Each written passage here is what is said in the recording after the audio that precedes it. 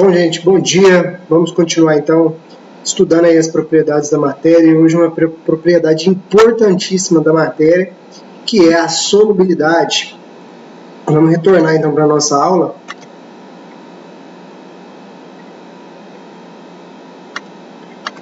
Então, tá aí, né, propriedades da matéria.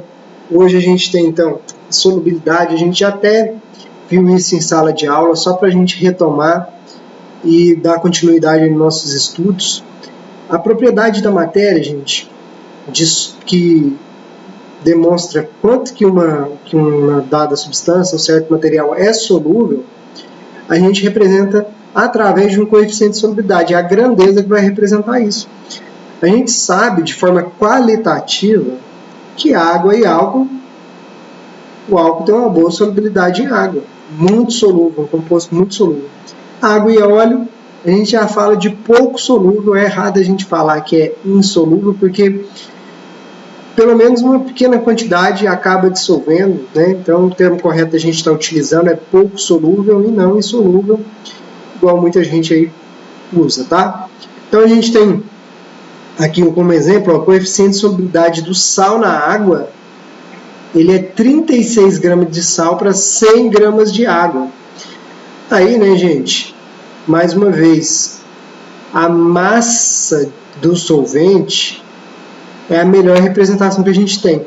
Porque se eu representar o volume, aí não tem jeito de a gente ficar comparando, porque o volume ele é influenciado pela temperatura, a quantidade de matéria não. Então, utiliza assim, para representar a solubilidade de forma quantitativa, utiliza a massa do solvente. Nesse caso aqui a gente vai trabalhar com solvente apenas, nós vamos apenas trabalhar com água como solvente. A solubilidade do sal, que ele está me dando aqui 36 gramas de sal para 100 gramas de água. E o conceito é medida da capacidade que o material possui de se dissolver em uma quantidade padrão de outro, em condições determinadas de temperatura e pressão. E aí a variação de temperatura vai modificar essa solubilidade. Então tem substância que vai ser mais solúvel aumentando a temperatura e tem outras que vai ser menos solúvel aumentando a temperatura. E aí a gente pode investigar um comportamento de uma substância através de uma curva de solubilidade. E aí, gente, só antes de trabalhar essa curva de solubilidade, vamos só retomar aquele conceito que eu falei para vocês. Por exemplo, se eu te dei lá que o sal ele dissolve 36 gramas daquele sal para 100 gramas de água, a gente tem que lembrar que se eu tenho 100 gramas de água, se eu colocar nessas 100 gramas de água uma quantidade inferior do coeficiente de solubilidade, tudo vai dissolver. Eu chamo isso de solução insaturada, né? Uma solução insaturada. A gente viu que se a gente colocar a quantidade exata do coeficiente de solubilidade, ou seja, 36 gramas, então aqui, a insaturada é menor que o coeficiente de solubilidade.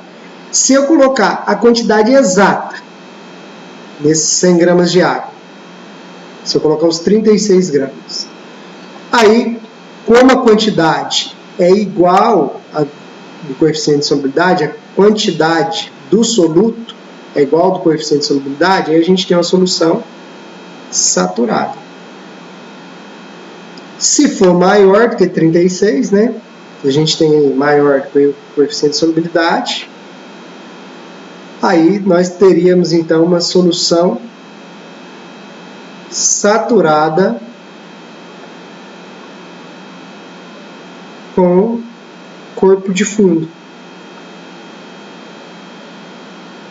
Conceito básico aí de soluções em relação ao coeficiente de solubilidade, então, são essas três soluções. Tem no caso da solução supersaturada, que a gente não vai retomar aqui, já é uma outra questão. Aqui é só para a gente entender o comportamento do material frente à solubilidade.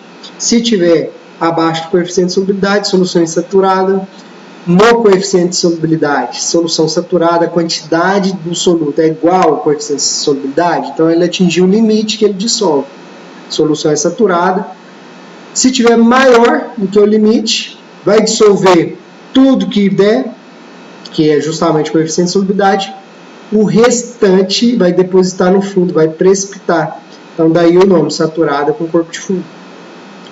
Para a gente entender certinho como que varia a solubilidade de um material, a gente pode fazer uma coisa que chama curva de solubilidade. Vamos entender o que é isso. Olha só, para a sacarose, o açúcar comum, a gente tem essa solubilidade nas determinadas temperaturas. Então, 0, 10, 20, 30, de 0 até 100 graus Celsius eu tenho a solubilidade variável.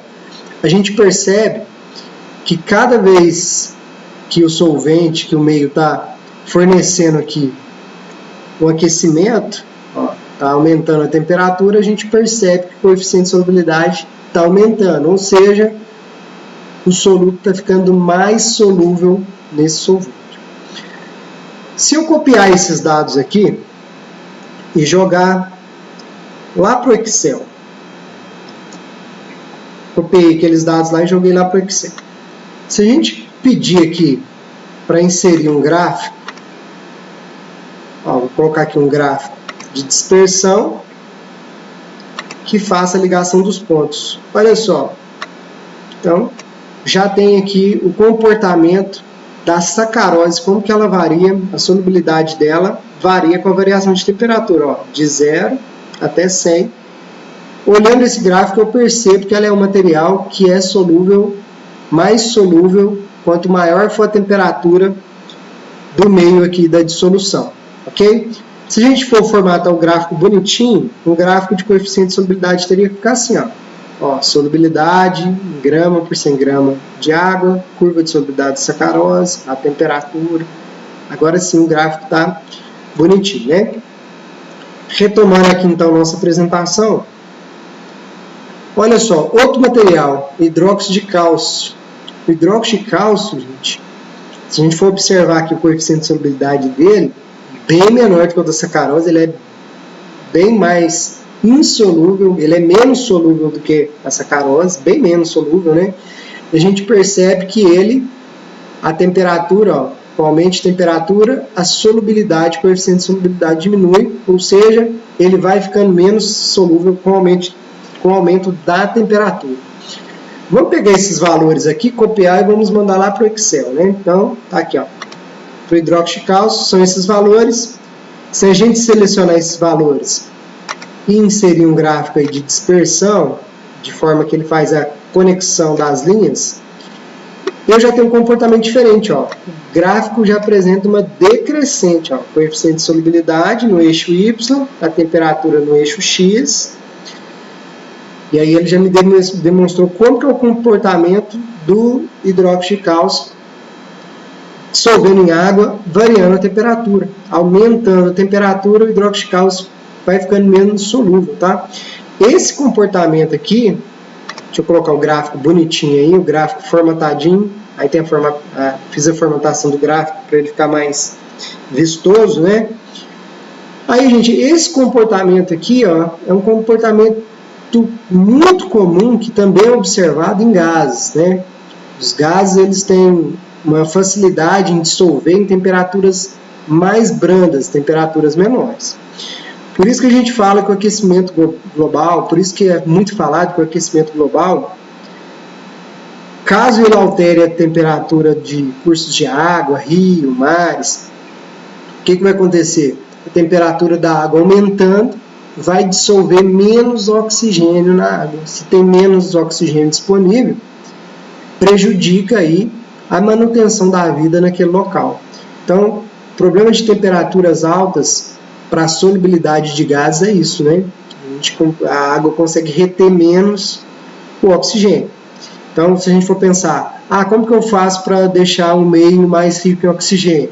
Temperatura mais frias e movimentação. A movimentação facilita a dissolução dos gases aí no meio aquoso. Ok, gente? Então, Agora, sabendo de tudo isso, sabendo como que é o comportamento de uma solução, sabendo interpretar esses coeficientes de solubilidade, eu vou pegar um exemplo aqui para a gente trabalhar como que isso vai implicar para a gente, para o nosso curso técnico em Química, como que isso pode ser feito, inclusive em laboratório. Ó. Olha um exemplo. Os dados abaixo fornecem a variação do coeficiente de solubilidade, grama de soluto por 100 gramas de solvente, do nitrato de potássio em água. Então, o nitrato de potássio é o soluto e a água é o solvente. Ele me deu que a 20 graus Celsius, a solubilidade do nitrato de potássio é 32 gramas em 100 gramas de água. Em 80 graus Celsius, a solubilidade dele aumentou bastante, ó, 168 gramas de nitrato de potássio para 100 gramas de água. Então, imagine o seguinte, a situação do laboratório, eu tenho uma mistura impura, não está com uma pureza satisfatória. A gente fez o aquecimento dessa solução, ó, 1 kg de solução. A gente aqueceu, e aí quando a gente aqueceu, todas as impurezas, vamos supor que elas dissolveram ali, foi para o meio ali, certo? Não, desculpa, gente. Todo o nitrato de potássio dissolveu a 80 graus Celsius, então a gente tem 1 kg, a solução está saturada a 80 graus Celsius, e aí as impurezas não dissolveram. Então, o que a gente faz no laboratório? Faz a filtração, pega o filtrado, que é a solução, agora sim, purificada de nitrato de potássio, e resfria ela. Quando a gente vai resfriar, aí a gente vai observar como que eu vou obter esse hidróxido, esse nitrato de potássio de forma pura. Então, ele fala assim, ó, resfriando 1 kg da solução de nitrato de potássio saturado de 80 graus até 20 graus Celsius, qual a quantidade de nitrato de potássio que se separa da solução? Cristaliza. Então, gente, o que eu falei que a gente faria é o seguinte, ó, imagina aqui que eu tenho 1 kg desse sal, certo? Eu vim aqui, ó, e ele está impuro. 1 kg desse sal com impurezas. Vamos colocar aqui, ó, mais impurezas. O que a gente faz? Joga aqui uma água aquecida, 80 graus Celsius, e aí vai dissolver tudo. Formou então a solução aí saturada. Está todo dissolvido. Mas ficou umas impurezas aqui, ó. As impurezas não dissolveram em 80 graus Celsius. Aí o que faz? Faz uma filtração, ó, filtração, tira as impurezas que vão ficar no filtro. Aqui é como se fosse um funil, tá? Coleto aqui a solução, então. Agora sim, essa solução a 80 graus Celsius tem só o nitrato de potássio. O que ele fala que a gente vai fazer? Resfriar para 20 graus Celsius. Aí ele fala ali, ó, quanto que se separa da solução? O que separa, gente, é o corpo de fundo. Então, esse sal aqui, ó, vai ser o sal purificado que a gente vai obter. Esse processo aqui chama recristalização, muito utilizado aí para purificar materiais aí no laboratório. Então, vamos lá. Gente, essa solução a 1 kg, 1 kg dessa solução saturada, não está na temperatura de 80 graus? Então, vamos ver aqui, ó. A 80 graus Celsius, ele fala para mim, olha lá, 80 graus Celsius, 168 gramas de KNO3 está para 100 gramas de água. Certo? Aqui ele não falou, gente, mas vamos aproximar que a massa da solução é a mesma massa de água. Então, em 1000 gramas dessa solução, 1000 gramas de água, que é 1 quilo, quanto de nitrato de potássio vai estar dissolvido. Aí, né, gente, a regrinha de 3 a gente multiplica cruzado, vai ficar assim, ó. 100x é igual a 168 vezes 1000. X. Aí a gente isola o x, passa o 100 dividindo, vai ficar 168 vezes 1000 dividido por 100. Aqui a gente pode cortar o zero. 168 vezes 10 dá 1.680 gramas. Então, tudo isso aqui vai estar dissolvido nessa parte aqui, ó. Então, quanto que tem de sal aqui? 1.600 gramas. Se a gente resfriar de 80 graus Celsius para 20 graus Celsius, vamos ver o que vai acontecer, né? Ó, se a gente fizer esse resfriamento, agora, gente, em 20 graus Celsius não cabe 168. O coeficiente de solubilidade mostra que só dissolve 32 gramas.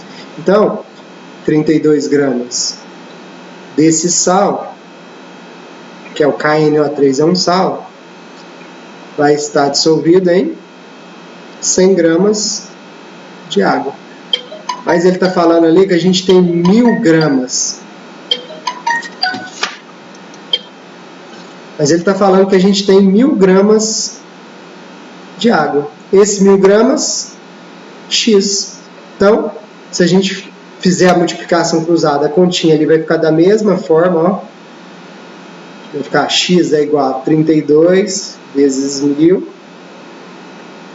dividido por 100.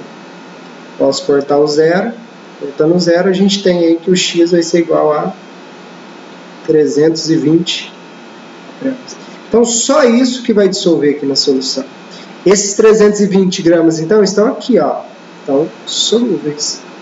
Quanto que precipitou? Quanto que foi o corpo de fundo? Quanto que formou desse corpo de fundo? É só agora a gente fazer uma subtração. A subtração aqui vai ser o quê? Eu sei que dissolveu 1.600 gramas antes. Quando resfria, desses 1.600, 1.680, né, gente? 1.680.